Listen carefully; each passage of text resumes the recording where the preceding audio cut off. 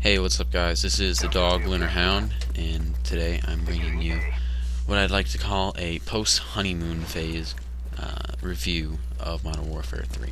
Now, I have Black Ops gameplay. If you really are here for the gameplay, then just leave now, because I don't talk about the gameplay ever. So, on to the topic. Now, I have a small list here of the good things and bad things about Modern Warfare 3. And so, although I am a major cynic, I will start off with the good. The good of Modern Warfare 3 from the month that I've spent playing it.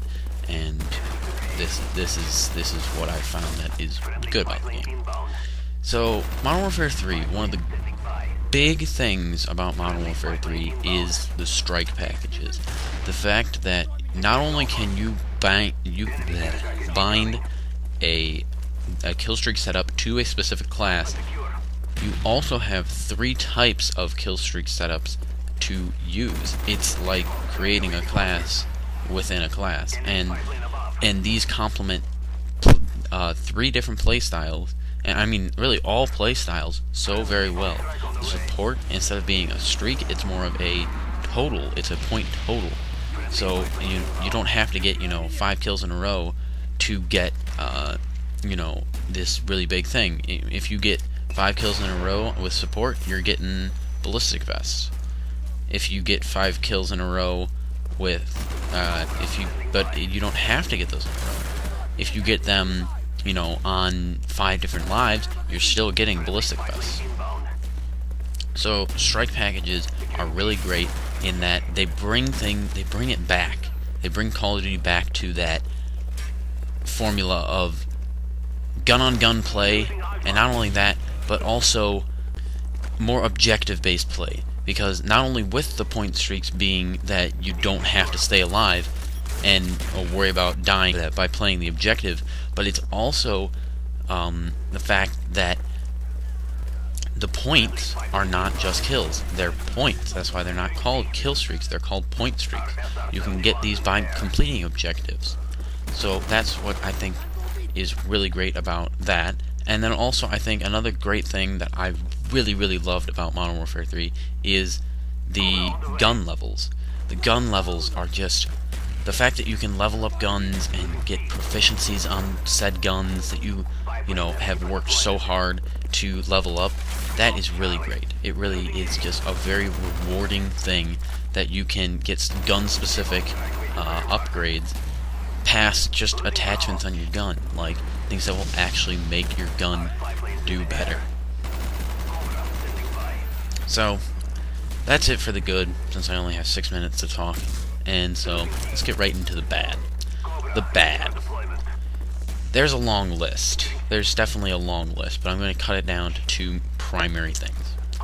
Number 1, and this is in opposite order of, badness.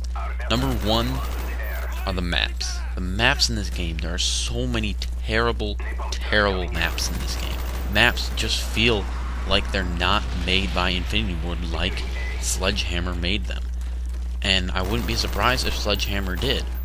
But these maps are just so repetitive and boring and just downright campy. Even the maps that aren't, completely linear, and by linear I mean take a map like Resistance, which is a completely linear map. There are about 4 parallel lanes to cross the map that are all easily controlled from specifically one side, and there's 4.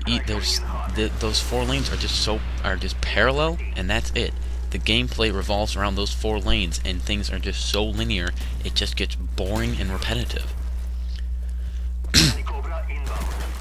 So, but past that, even on the maps that aren't completely linear, there's also, maps that all the maps are just so easily campable.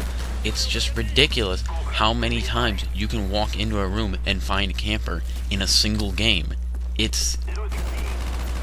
These maps just feel like they were not made with the Call of Duty community in mind.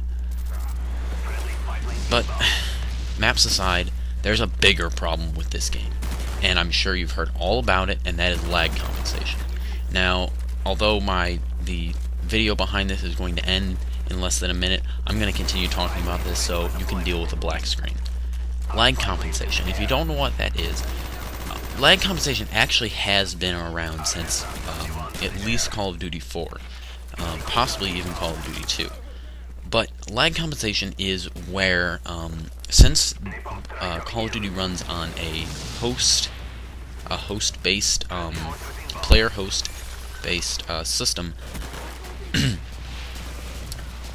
the host is always going to have the best connection. And so in order to keep the rape train from leaving the station, the developers included a small artificial lag on the host, and that was normally around 50 milliseconds. So it wasn't anything major, and the host still had an advantage, but there was, a negligible amount of lag artificially added to the host so that the host didn't have an extremely unfair advantage. Now, for some reason, and this started back in Black Ops and was made even worse by, I'm assuming, Sledgehammer in this new Infinity Ward, I'm making air quotes because I'm not entirely sure what the fuck Infinity Ward was thinking when they included this, but in this new game, in Modern Warfare 3, the lag compensation is just so ridiculously bad. Now, let me tell you what lag compensation does in Modern Warfare 3. So, it has gone to the point that lag compensation is not only affecting the host, it is affecting any and every player in the lobby. So if you're playing on 4-bar connection and most of the players in your lobby have a 4-bar and one person joins with a 2-bar, everyone most likely will be brought down to at least a 3-bar, possibly even down to a 2-bar connection, just because one player in the lobby has a 2-bar connection. That is ridiculous. We should not have to suffer because little Jimmy over there has a crap internet connection. No, he should suffer for having a crap internet connection. I understand the whole, level the field, whatever. We don't want hosts to have, extreme advantage over people. You know what? Here's my story. I only got decent internet, and when I say decent, my current internet is 8 megabits down and 1 megabit up. On a good day, I might get up to closer to 10 megabits down and like 1.1 up, but that's still not good. Now, when I first started playing Call of Duty, I was playing on a 3 down, 0.2 up connection. So, I knew what lag was, and I experienced lag. But in Modern Warfare 2, lag was not that big of a deal. In Black Ops, since I played on the PS3, lag became more of an issue, and there was lag. But I can tell you that even with my better connection, I have never lagged as bad as I have in Modern Warfare 3 in any Call of Duty game. Even Black Ops for the PS3, even when I had a worse internet connection than I do now. And I lag really hard in Modern Warfare 3 on the Xbox. So, why is it that people with better internet connections get punished because one player in the entire lobby has a crap internet connection? Overall, I'd say that this game is a decent Call of Duty game. With all my gripes about it, with lag compensation, maps, other things, it is a decent Call of Duty game. It's not good. I would probably put it a little below the level of Black Ops. I think that they're pretty much even. It's a give or take. It's really an opinion thing, but they're really even.